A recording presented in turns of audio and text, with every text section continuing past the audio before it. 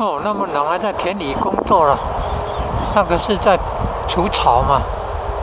那个是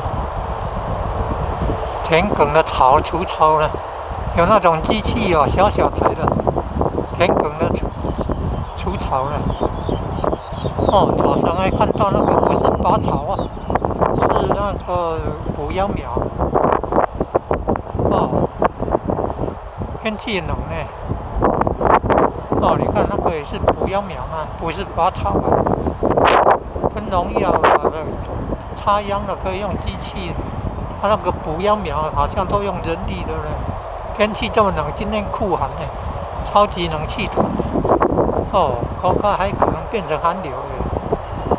在那么冷的空旷的环境下，那么久，好几个小时，身体怎么受得了？有人会头痛哎，有人会尿急耶。